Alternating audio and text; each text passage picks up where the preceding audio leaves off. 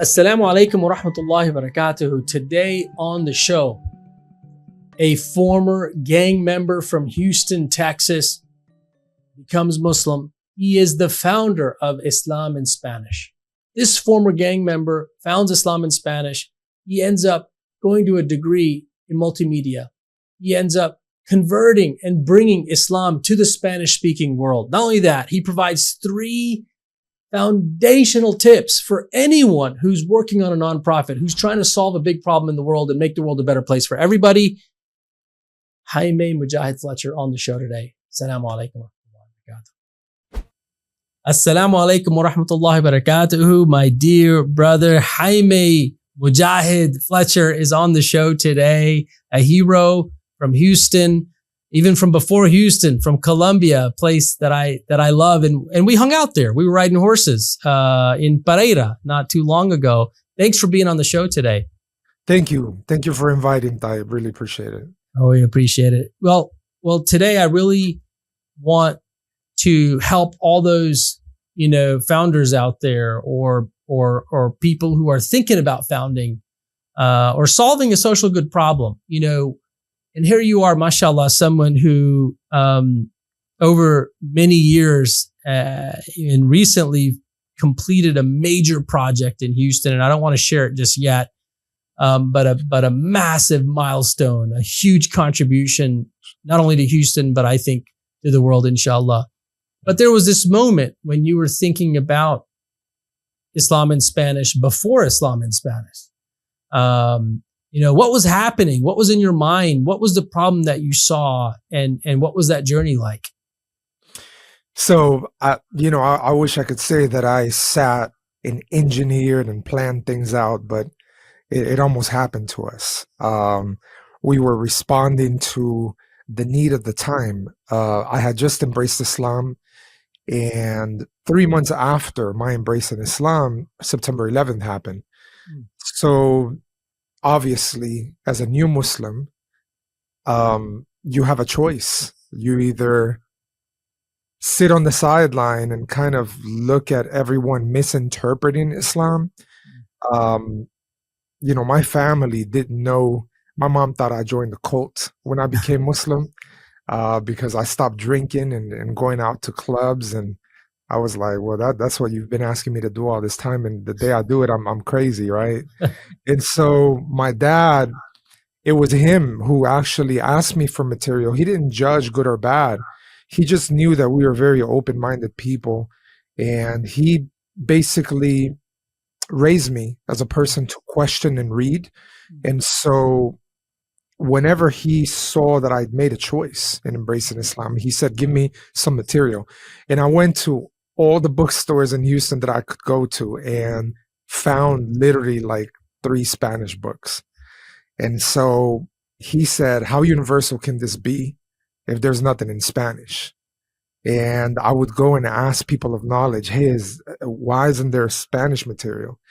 And then my father said, well, if Muslims governed Spain, where are all those books? They didn't write books. Yeah. And so I had all these questions as a new Muslim. So me going back and forth, my girlfriend at the time, we had been looking in so many different religions, but we would never choose one. When I embraced Islam, she embraced Islam a week later. Wow. And then my father, I used to translate. She was just your girlfriend, not married. Yeah. No. She had become Muslim a week later, and then a month later we got married. Oh, wow. And so I know her since the age of 11. She was 11, I was 13. So we grew up in A-Leaf, the same neighborhood, and her brother and I were friends. So when I wanted to inform my father, who wanted to know about Islam, I had to sit in the back of the mosques whenever there were people of knowledge teaching in the front, and I would translate simultaneously. And being new to the community, they didn't know me. So sometimes people of knowledge would think that we were talking in the back, and they would stop. And they'd say, excuse me, could you please just stop talking? And I'd be like, listen, I'm translating for my dad who doesn't know English. And I swear I remember it was like deer with headlights. I saw the people just like, they didn't know what to do about that. Yeah. And so fast forward a little bit, my dad, one day in one of these gatherings, it's like the light bulb went off, and he said this is what he'd been looking for all his life. So SubhanAllah. I actually got up, and the person giving the talk at that time was Sheikh Yasser Qadi, who's a Houstonian. And I went up to him and I said, hey, my father wants to become Muslim. And he said, here, you give him Shahada. So he gave me the microphone, and my father was the first person I ever gave Shahada to in the Spanish language, Chills. in a mosque that had never seen something like that before. And so I felt strange even dealing with the environment as a new Muslim, as many new Muslims do. They become Muslim, they don't go back to the mosque that they took Shahada in because they feel invisible. They feel that nobody's from their background, nobody speaks their language, nobody knows what they're up to. I mean, they don't have to go back and explain to their family and get this, oh, you're in a cult and all that. So I realized I was going through a situation, and when my dad became Muslim, September 11th happened like right away. And my father turned to me and he said, hey, there's all these Spanish people. They're not going to have any material. Why don't you make the material? So at that moment in time, I was studying multimedia and film at the Art Institute of Houston because that was a passion of mine. And when my dad told me that, I thought to myself, who am I to do something like that? If it's never been done, why would I do it? And I remember my dad telling me, listen, I'll help you. I'll use my voice. Just find me some material in Spanish and I'll read it, and then you can record it. Yeah. And so that's how the very first audio CD from Islam in Spanish was made. It was a little booklet called The Religion of Truth, written by a Jamaican who wrote it for his father to know about Islam while he was studying in the University of Medina. And I found this little booklet and I told my dad, hey, this is a nice little booklet. My dad read it and he said, you know what, we should record it. So I sat down in a local mosque with a mini disc recorder.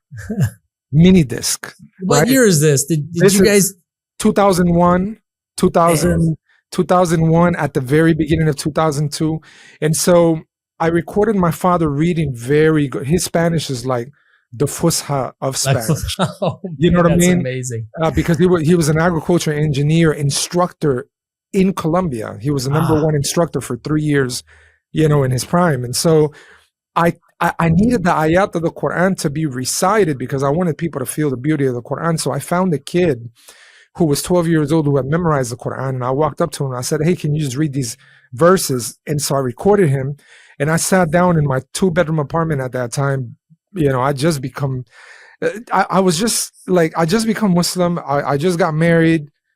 My father just became Muslim. And then I'm sitting there editing from an audio engineering class this audio CD called The Religion of Truth. So the crux of it, Tayyab, is that my wife's aunt was suffering from cancer. She was on her, doctor said she had 2 months left of life. And so I took this audio CD after I edited it and put as much as I could to refine that audio. And I told her, hey, can you give me some feedback on this? Because I'm doing it for a project in school. She was very Christian. She was very upset that we became Muslim. She thought I was oppressing her niece because she started wearing hijab since she became Muslim. So she thought I was oppressing her.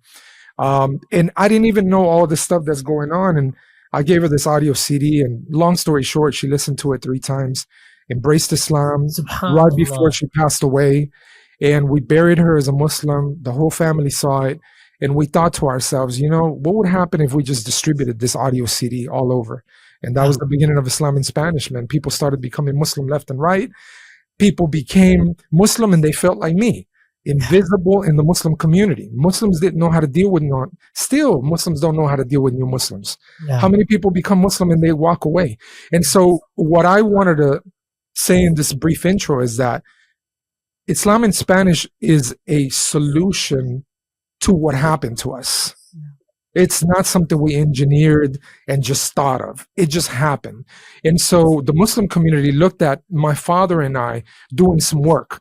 And then Telemundo and Univision contacted Islamic Society of Greater Houston here in Houston. And they were like, look, we need somebody to speak in Spanish in front of the media. This is after September 11th. And so they asked me to speak in front of the media. I realized how the sentiment, of misinformation was the underlying tone. There was, a lot of isolation in regards to Muslims and the narrative. And so I stepped in front of these cameras a person who doesn't know much about Islam, just barely studied media. And I'm like, you know what? We're just going to talk to our people in our language, man, and just let them know, listen, this is what I found. I mean, I don't know. I mean, what happened over there, I can't be blamed for it. Yeah. Why am I going to be blamed for something I didn't do? Yeah. How would you blame? I don't know. Are you to be blamed if your brother does something? So I just started talking to them as normal Latino people do. And so Islam in Spanish became that hub of information where we were translating not only works, in a classical text, which eventually we ended up producing 350 audiobooks in the Spanish language, over 400 television shows that we ran on Houston Media Source, which is the same channel where the mayor used to speak here in the city. So now we're like going to parks, and I mean, it got to a point where like 200 people were showing up, people who aren't Muslim. And whenever we would go to the Muslim community to do like an open house, the most challenging part of it was dealing with the Muslims. Yeah. Because they didn't know how to deal with people coming from, the street. And they didn't, and so we were like, no, we're going to have to need our own place. And now, we were blessed after 23 years of this effort and thousands of people embracing Islam. We just, opened up the first Latino-led Islamic center in America here in my neighborhood where I grew up, where my parents were immigrants when I came when I was 8 years old. So it's a full circle. And we're so glad that now it serves a space to be able to make people feel like they belong and they can be Latino, they can be Muslim. And we're telling that narrative of Al-Andalus with the arches and, a museum that highlights contributions of Muslims from Spain. We brought a lot of the narrative that's positive, and we're focusing on that. So we see people embrace Islam every week, and it's really a blessing. And we have a production studio to continue telling our narrative. So we've translated the environment into, hey, you can be Latino, you can be Muslim. If you're not going to embrace Islam, at least be informed. Don't be misinformed. Yeah. And it just happened to us, Tayyab. I don't know how. 23 years. I love what the way you sort of described it, because I get asked all the time in my classrooms. I get asked all the time from people who are thinking about starting a nonprofit. They're like, I want to make the world better. Where do I start? And you said, we just created a solution for what happened to us. I love that. I love that term. Brother Mujahid. We created a solution for what happened to us. And it's sort of this recurring theme that's coming from all of my conversations with heroes and Shiro founders like yourself and your team. Is you created a solution for what happened to you. And so, as you think about that journey, would you say that once it started going from that first micro recording that you gave your aunt and you saw the impact immediately, and it just reminded me, my dad used to always say to me, the way you're on the right path is Allah gives you signs of progress, of output. Do you feel like at that moment when you made that disc, you gave it to your aunt and, may Allah give her Jannah, that you felt that was the sign that, hey, we're on the right path. How do we keep doing this? And that kept leading to now, mashallah, the center that you have there. Yeah, I think it just kind of like the next step would always reveal itself. We just saw what was next and took action. If we didn't take action, I mean, what was, I gotta stop you. It was mic drop. You saw what was next and just took action. That's it. That's deep. So many people get stuck and they say, I don't know what to do. I don't know what to do. I don't know what to do. You're saying, Tayyab, we just saw what was next and took action. Like, what was that like? That's it. So when given this audio CD to my wife's aunt, so my wife, she lived next door to her aunt, and this is an Alif. Bear in mind, Tayyab, something I haven't mentioned for people who don't know me. This neighborhood of Alif, when I was growing up as an adolescent, as a teenager, I was a leader of a gang in this neighborhood. And so I went through challenges, just being able to survive in our environment because there were a lot of drive-by shootings, there were gangs, there were, drugs. So here I am in this same neighborhood where things have happened in that same neighborhood. And now I'm like trying to convey to my wife's aunt that no, we're actually peaceful people. And this is what we believe. So when giving her the CD, it wasn't a polished CD. It was like, one of those CD-ROMs that, I just wrote like on a marker, Yeah. And I told her it was a class project. If I would have told her it was about Islam, she maybe wouldn't listen to it. But what caught my attention is that when I came back a few days later, I said, "Hey, did you listen to that?" She said, "Yeah." And I said, "What did you think?" She said, "I think it's beautiful. The only thing is the way you guys think about Jesus." And I said, "How is that?" And she went on and explained herself, which a lot of it was incorrect. She was not knowledgeable, obviously, about what we thought about Jesus as Muslims. But whenever she finished, I just asked her, I said, "Let me ask you something. Do you ask Jesus to cure you in this state that you're in, or do you ask the one who sent Jesus?" And she said, "The one who sent Jesus." I said, that's the one we worship. And that's the one you worship, actually. That's the one you want to worship. And I told her what the Shahada meant and that it was a key to paradise. And it's like this opening happened right then and there. She said, "You know what? If God gives me life, I'll let our family know that that's the only thing that should be done is just to worship one God." And I said, "Why wouldn't you take that key of paradise?" And she took her Shahada right then and there. So what happens is right after, the same day, she was hospitalized. She could not breathe. They put a trachea tube in the hospital. Her nurse happened to be a Nigerian Muslim. We told her to please play this audio. And so that's the only string she had into the afterlife for us as new Muslims. And so one thing that I thought was, if she said, if God gives me life, I'll let our family know. She passed away soon thereafter. So we thought, let's just distribute this audio to other families. Yeah. That was it. That was the next step. There wasn't like rocket science. We just did that. And then, I don't know, some guy that I've been knowing since I became Muslim, he came and he was like, "Man, I gave that CD that you guys gave me to a janitor at my job." And he's like, "Where do I go? I want to know more about this." And then we do a TV show and people will call and say, "Where's your church?" And it's like, well, it's a mosque. It's not really a church. But it's like, okay, but where do y'all gather? And then it's like, okay, well, let's start gathering at this mosque. And then, you know what I mean? And then we go to this mosque, and then it's like, no, you can only have the place between Dhuhr and Asr, and you got to sit on the woman's side upstairs. Yes. You can't sit downstairs, and you need permission to grab the microphone from such and such needs to validate I don't know what. And I was like, can y'all just make this easier? You understand? Like, these people don't even know anything. So once we got a lot of resistance from the mosques, we started gathering in public places like parks. And literally we would say, "Hey, such and such day at a public park, you have questions about Islam, go over there." And it started becoming 10, 20, 30, 40. Then we were like, okay, we got to rent a clubhouse. Let's go and rent a clubhouse. Then it was like 200. And it was a reporter who actually came one day, because all throughout this, we're getting all this media coverage. And then this reporter comes and says, "Hey, how come y'all don't have a church?"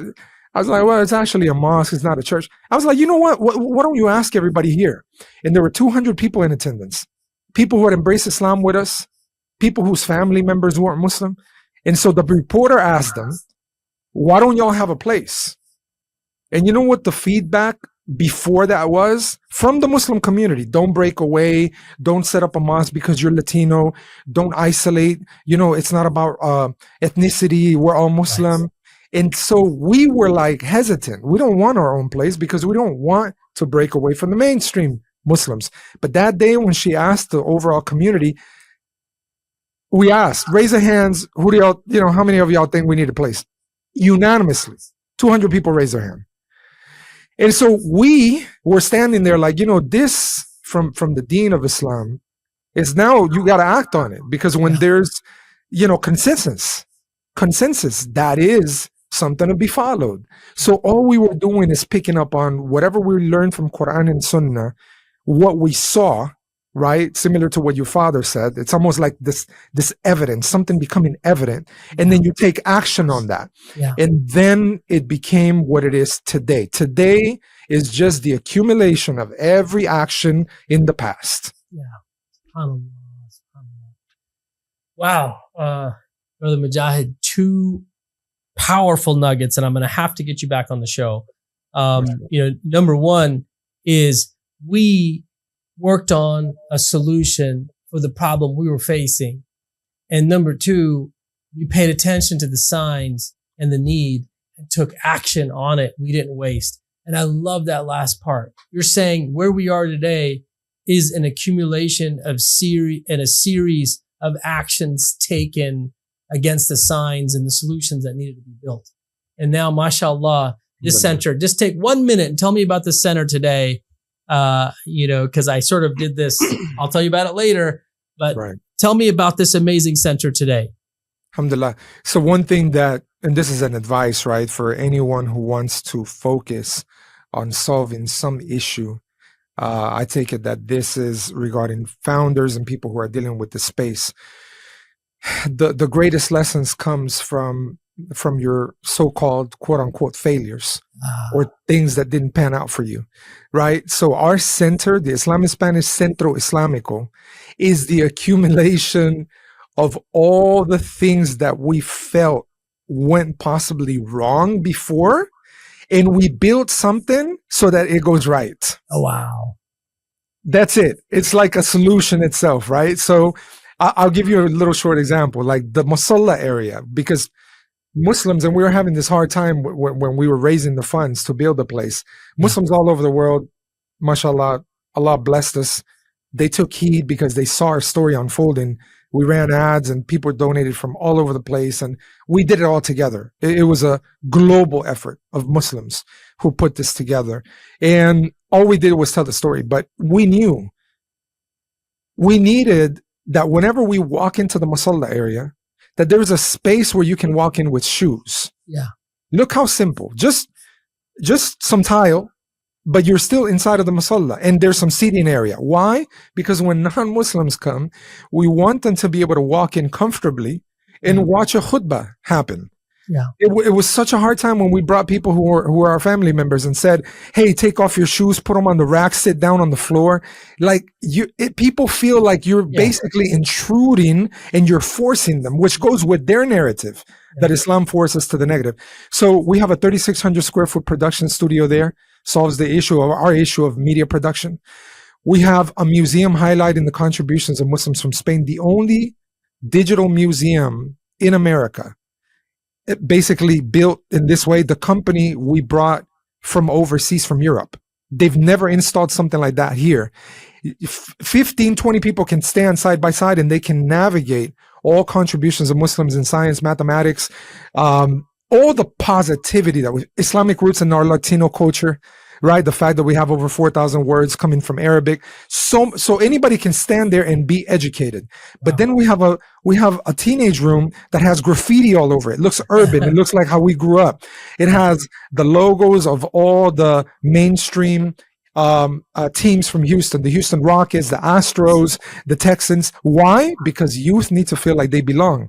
That's like they're part of this society, like they're integrated, right? And so we have a cafe. I mean, we're Colombian. We drink coffee, right? Whenever you sit down, you talk to somebody drinking coffee. Coffee in our center is always complimentary. Why? Because we want to spark a conversation.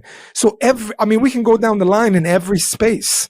Every space is a solution to whatever we faced in the past. And when people are coming from all over, not only the US, but internationally, just to be able to look at it. And people really feel like when they become Muslim now, they usher the environment. The new Muslims are the ones ushering people in. We have the Houston Police Department before the cadets graduate from the Houston Police Academy. They come to tour our place. Wow. So that they can find out how to have better community relations as Latinos, as Muslims. So we have now worked with the outside society in the way we always wanted to be able to, misspell a lot of these misconceptions by just getting to know us. And so I'm shocked. Every time I go there, I see leaders being formed. The Khatib is the guy who took Shahada just, last year. we're basically building people that can go not only impact the Muslim community, but society at large. Thank you so much. I want to thank you so much for being on the show. This is not the last time we'll have you out. Inshallah, we'll have you again, and maybe even come down and meet, be in the space together. Inshallah. You can come down to our space too. We can do the podcast in our space. Hey, you got it. Absolutely. We'll plan it that way. We'll do it in front of the whole community. We're about to start doing it like this, actually. Absolutely. Yeah. Alhamdulillah. Jazakallah khair. Thank you so much. Assalamu alaikum wa rahmatullahi wa barakatuh. Wa alaikum salam wa rahmatullah. Thank you, Tayyab. Appreciate it. Thank you. Thank you very much.